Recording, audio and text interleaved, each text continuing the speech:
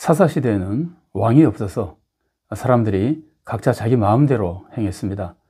그러면서 큰 악을 행하기도 하고 무서운 벌을 받기도 합니다. 사사기의 마지막 부분에는 베냐민 지파의 불량배들이 큰 악을 행한 모습이 나옵니다.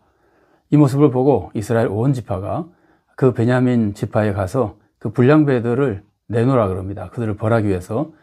그러나 베냐민 지파는 오히려 그들을 감싸주면서 이스라엘 온 지파와 전쟁을 벌입니다. 그리고 베냐민 지파가 크게 파멸을 당하죠. 우리는 이런 모습 속에서 우리는 우리 마음대로 살지 말고 하나님의 법도를 따라서 살아야 한다는 것을 배울 수 있습니다. 또 인간과의 의리를 따르지 말고 하나님과의 의리를 따르며 오직 하나님의 뜻을 따라야 한다는 것을 배울 수 있습니다.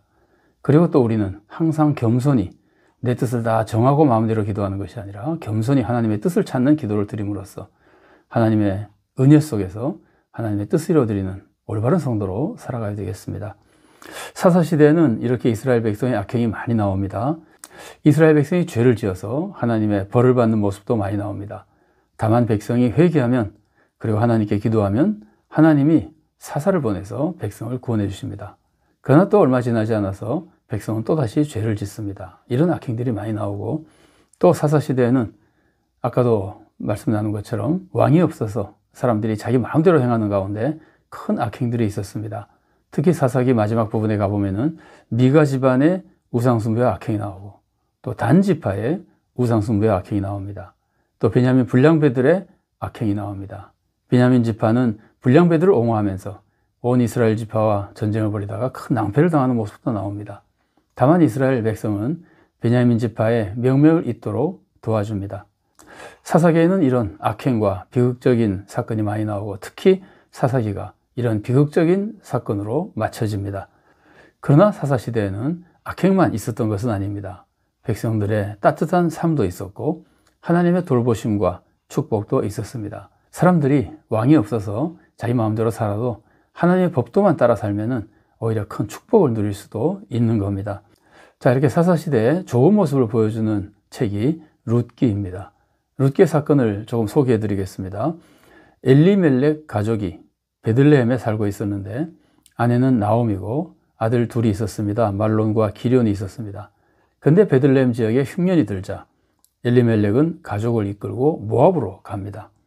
엘리멜렉은 모압에서 죽고 또 그 두 아들 말론과 기련은 모압 여인과 결혼을 합니다. 말론의 아내는 룻이고 기련의 아내는 오르바였습니다. 룻기 1장 4절 상반절 말씀 읽어드리겠습니다. 그들은 모압 여자 중에서 그들의 아내를 맞이하였는데 하나의 이름은 오르바요 하나의 이름은 룻이더라. 자, 그리고 룻기 4장 10절 말씀입니다. 또 말론의 아내 모압 여인 룻을 사서 나의 아내로 맞이하고 그 죽은 자의 기업을 그의 이름으로 세워 그의 이름이 그의 형제 중과 그곳 성문에서 끊어지지 아니하게 하매 너희가 오늘 증인이 되었느니라 하니. 이건 지금 보아스가 한 말인데 룻에 대해서 룻이 모압 여인 룻이 말론의 아내라고 하고 있죠. 그러니까 말론의 아내는 룻이고 기련의 아내는 오르바였던 겁니다. 자, 그런데 그 가족이 엘리멜렉의 가족이 모압에 간 지 10년쯤 지난 후에 엘리멜렉은 일찍 죽었고 또 말론과 기련까지 다 죽습니다. 그래서 이제 세 과부만 남게 됩니다. 나오미는 이제 자기도 과부가 됐고 두 며느리도 과부가 된 이 나오미는 하나님이 이스라엘 백성에게 양식을 주셨다는 소식을 듣고 베들레헴으로 돌아가게 됩니다. 나오미가 베들레헴으로 돌아갈 때 두 며느리도 함께 갑니다. 그러나 나오미는 두 며느리들에게 따라오지 말고 돌아가라고 권합니다. 하나님이 너희들을 선대해 주시길 바라고 또 너희들이 새 가정을 이루며 행복하게 살기를 바란다고 축복해 주며 돌아가라 그럽니다. 며느리들은 안 돌아가려 그럽니다.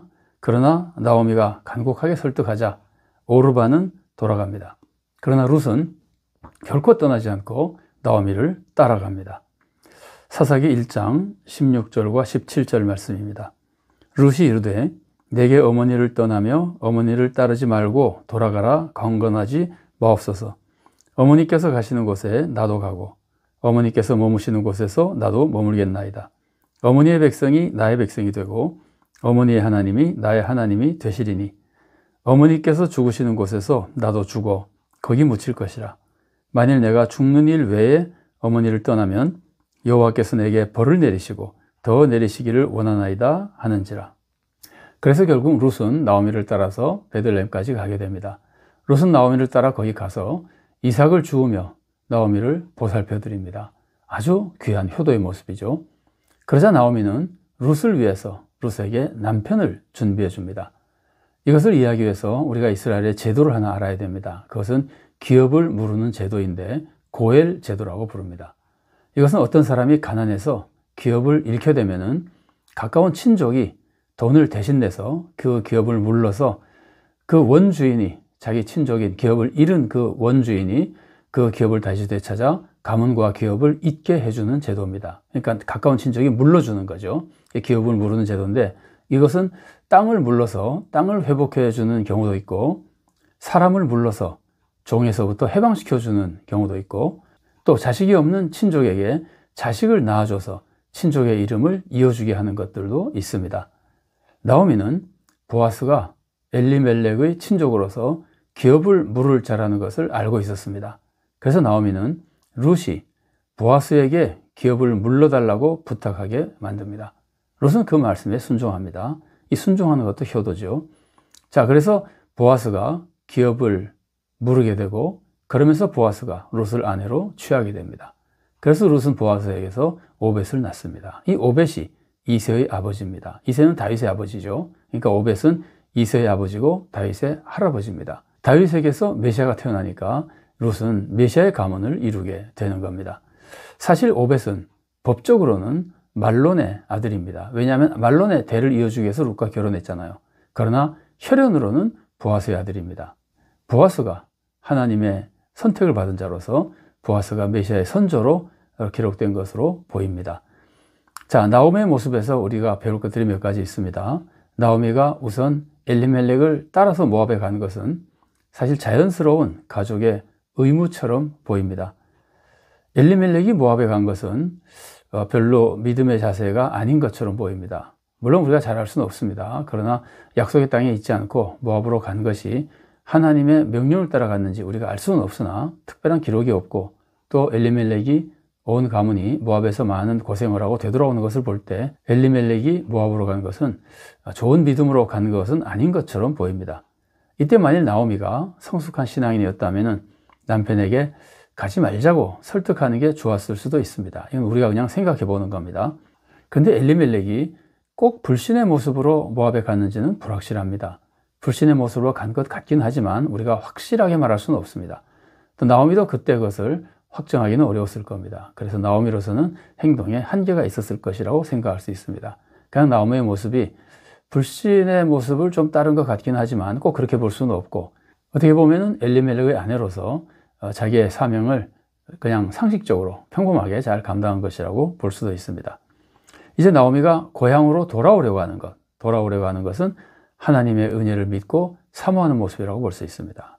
베들레헴에 하나님의 축복이 회복되자 나오미는 베들레헴으로 가려고 합니다. 이것은 하나님의 축복을 사모하는 모습이고 하나님을 신뢰하고 의지하는 모습입니다. 그래서 이때 모습은 나오미가 믿음을 회복하고 있는 모습이라고 볼 수 있습니다.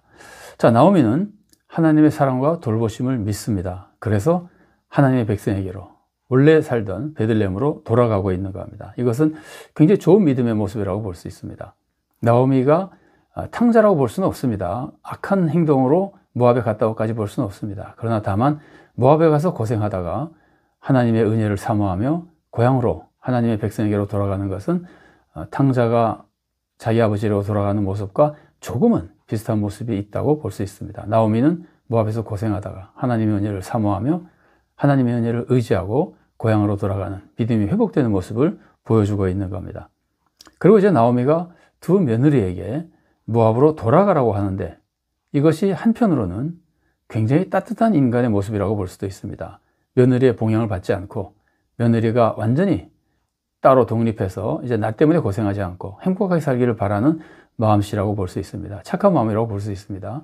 그러나 그것은 세상적인 따뜻한 사랑이고 인간적인 따뜻한 사랑입니다. 생각해 보십시오. 신앙적으로는 며느리를 모압으로 보내는 것은 파멸로 보내는 겁니다. 모압에 가면 하나님 믿지 않잖아요. 모압에 가서 다시 결혼해서 살면 하나님을 버릴 위험성이 크잖아요. 며느리들에게 잘해주는 것 같지만 신앙적으로는 며느리들을 오히려 파멸의 길로 이끄는 것과 같은 불신앙의 모습이라고 볼 수 있습니다. 며느리들은 사실 유다로 가는 것이 진정한 축복입니다. 왜냐하면 하나님께로 가서 하나님의 백성과 같이 사는 거잖아요. 이렇게 볼 때 이 나오미의 모습은 따뜻한 사랑의 모습이긴 하지만 세상적인 축복을 중요하게 생각하고 있는 어느 정도의 불신의 모습을 가지고 있는 것이라고 볼 수 있습니다. 그러나 나오미의 모습에 따뜻한 정이 있는 것은 굉장히 큰 장점입니다. 나오미는 지금 의지할 데 없는 가난한 중년의 과부입니다. 두 며느리는 자기 나라에서 살고 있는 젊은 과부입니다. 아직 모압에 살고 있잖아요. 그리고 이들은 모압에서 재혼의 가능성도 많이 있습니다. 그러니까 두 며느리는 어느 정도 앞으로 잘 살 수 있는 가능성이 있지만 나오미는 참 이 모압에 살면은 비참한 인생입니다. 이렇게 보면은 나오미는 자기가 더 어려운 처지인데도 며느리 때문에 더 마음 아파합니다. 굉장히 따뜻한 마음이죠. 사사기 1장 13절 하반절 말씀입니다. 내 딸들아 그렇지 아니하니라. 여호와의 손이 나를 치셨으므로 나는 너희로 말미암아 더욱 마음이 아프도다 하매. 그리고 나오미에게 있어서 굉장히 중요한 모습은 나오미가 베들레헴으로 돌아와서 룻을 도와주려고 할 때 하나님의 법을 의지해서 룻에게 축복을 끼쳐주려고 하는 겁니다. 나오미는 하나님의 법을 믿고 의지합니다. 고엘 제도를 믿고 의지하는 거죠. 그리고 나오미는 과부를 돌보시는 하나님의 사랑을 믿고 있습니다. 그리고 나오미는 하나님이 율법을 통해서 자기들에게 축복을 내려주실 것을 믿고 있습니다. 굉장히 좋은 믿음입니다. 율법을 통해서 축복을 받을 것이라고 믿는 믿음, 하나님이 과부를 돌봐주실 것이라고 믿는 믿음, 굉장히 좋은 믿음입니다. 이 믿음으로 나오미는 룻에게 큰 축복을 끼쳐줄 수 있게 되는 겁니다. 그리고 나오미는 보아스를 믿고 있습니다. 보아스가 선한 사람이고 믿음 있는 사람이고 하나님의 법을 지킬 것이라고 믿고 있습니다. 그래서 보아스에게 기업을 물으도록 부탁하는 겁니다. 그리고 그 부탁에 성공해서 놀라운 축복을 받게 되는 겁니다. 자, 우리도 이 모습을 바라보며 우리는 어려움을 겪을 때 결코 세상적인 방법을 따르지 말고 하나님의 뜻을 따라야 됩니다. 내가 실수해서 나의 잘못으로 어려움을 겪는다 하더라도 하나님은 사랑의 하나님이시고 용서의 하나님이십니다. 하나님을 믿고 하나님께 기도하며 하나님을 의지해야 됩니다. 그리고 우리가 꼭 기억해야 될 것은 신앙의 축복, 영적인 축복을 물질적인 축복, 세상의 축복, 인간적인 축복보다 더 귀하게 여겨야 됩니다. 실제로 더 귀한 거잖아요. 영적인 축복을 받아야 구원도 얻고 세상적 축복까지 받을 수 있잖아요. 나오미가 실수했던 그 모습을 우리는 피하며 영적인 축복, 신앙의 축복을 더 귀하게 여겨야 됩니다. 그리고 우리가 이웃을 사랑하는 마음, 따뜻한 이웃을 사랑하는 마음으로 이웃을 위해서 돕고 헌신하는 가운데 이웃에게 하나님의 축복을 끼쳐주고 그런 올바른 신앙생활 속에서 하나님의 축복을 받고 하나님의 뜻을 이루어드리는 복된 성도로 살아갈 수 있기를 바랍니다.